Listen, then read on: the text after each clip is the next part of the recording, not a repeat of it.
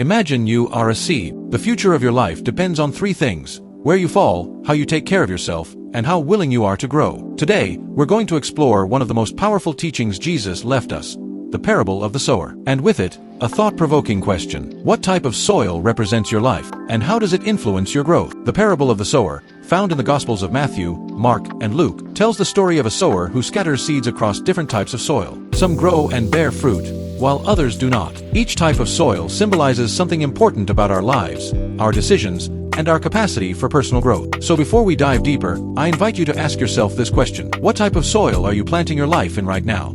The first type of soil is rocky. It's a ground that seems promising at first. The seed falls, germinates quickly, and grows, but only for a while. The roots can't penetrate because there are stones beneath the surface. Eventually, the heat of the sun destroys it. Does this sound familiar? This soil represents those who, at the beginning, dive into new projects with enthusiasm. Maybe a new career, a course, a personal growth goal. They start with all the energy in the world, but when faced with the first difficulties, they crumble. I enrolled in college with so many expectations, but after a few months, the classes overwhelmed me. I didn't feel motivated and I gave up. The stones of lack of organization, stress, and pressure took me down. I couldn't continue. Initial enthusiasm can be very strong, but if there's no solid foundation, difficulties will sweep it all away.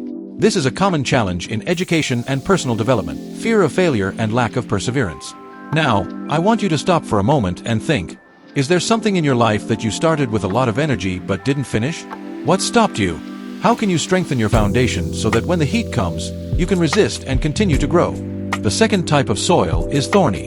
In this case, the seeds grow, but they are choked by the thorns that grow around them. These thorns represent the worries of life, responsibilities, stress, distractions, and temptations. Often, this is the soil many people find themselves stuck in. They start a project or a path of personal growth, but the daily worries, lack of time, financial insecurity, or the constant search for immediate pleasures end up stealing their focus.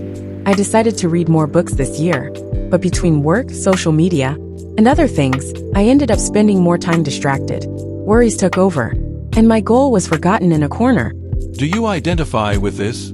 Modern life is full of distractions, and we often forget what really matters. Here's where the true challenge lies: in discipline and the ability to focus on what we truly want to achieve. Take a moment to think. What thorns are growing in your life right now?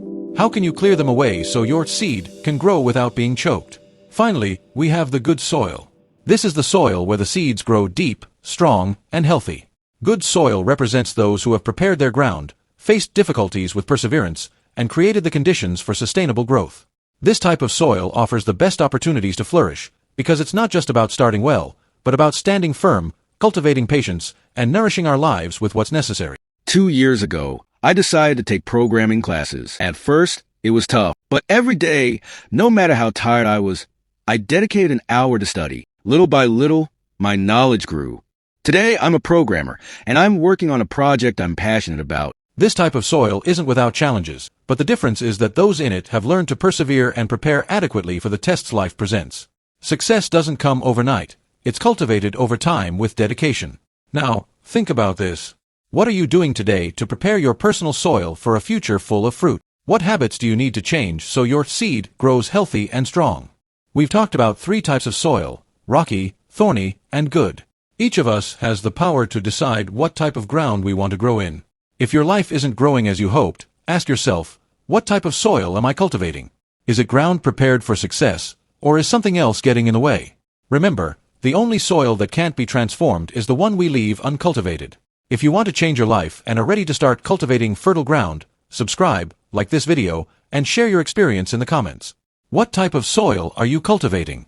How do you plan to improve your ground? I look forward to reading your responses. See you in the next video. Don't forget to activate the bell so you don't miss any of our upcoming videos. See you soon.